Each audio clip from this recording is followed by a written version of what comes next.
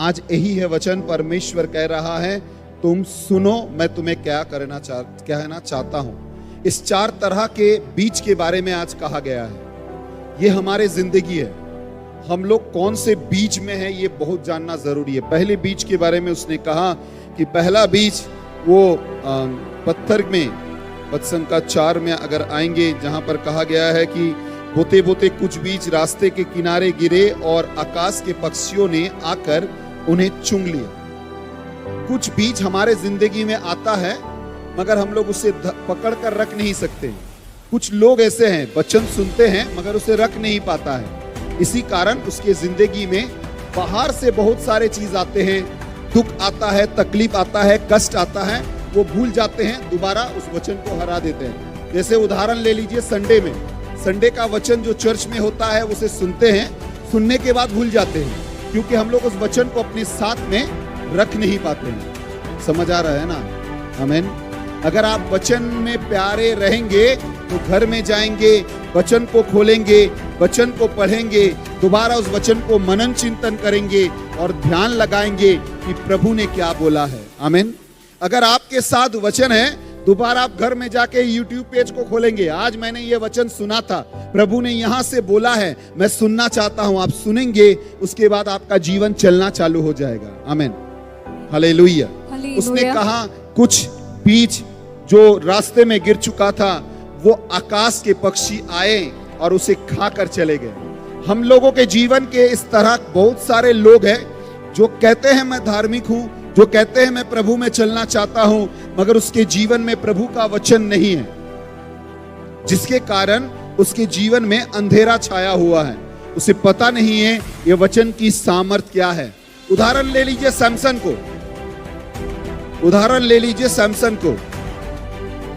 सैमसन के जिंदगी में एक बहुत बड़ा ताकत था और उसने उस ताकत के बल में सभी को डरा कर रखा था कि उसको पता था उसके बाल में सामर्थ था, मगर उसे पता नहीं था कि अपने जिंदगी को वो बेच रहा है।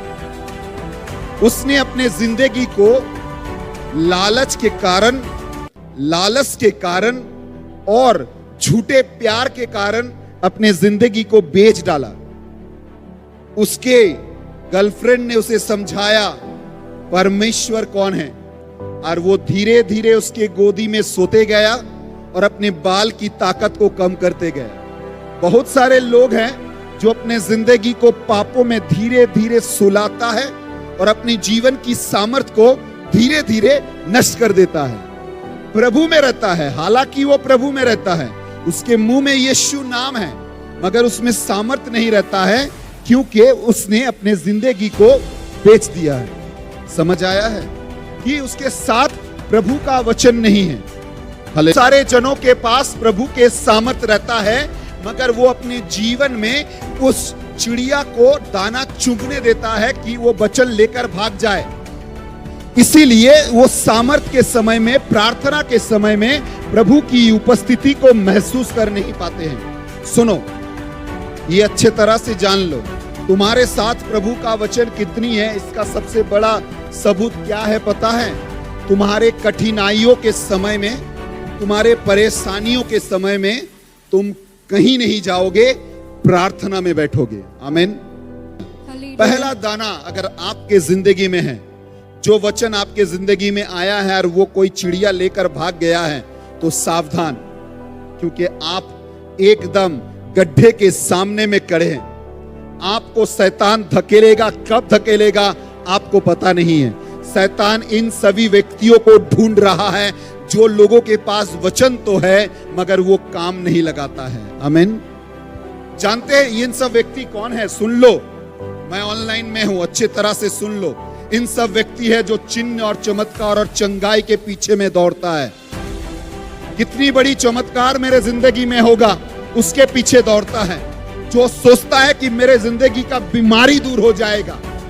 क्या होगा बीमारी दूर होकर? अगर आप गंदगी के नरक के बीमारी में गिरे रहेंगे, तो आप अगर पापों के बीमारी में गिरे रहेंगे और जिंदगी का बीमारी चंगा हो जाएगा, कोई फायदा होगा? जरूरत है पापों के बीमारियों से चंगा पाना। आमीन। उदाहरण ले लो, मार्कुस के सुसमाचार अध्याय 2, जब यीशु ने मिला, यीशु ने उससे नहीं कहा भाई उठो, तुम्हारा जो मादूर है उसे लेकर तुम घर चले जाओ।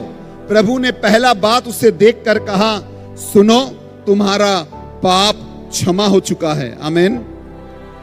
हाथ उठाकर बोलो, पाप क्षमा होना जरूरी है। पाप क्षमा होना जरूरी है। भले ही चंगाई ना मिले, हाथ उठाकर बोलो, क्योंकि जान लो क्षमा ही तुम्हारे चंगाई का कारण बनेगा। आमीन, आमीन, हालेलुया।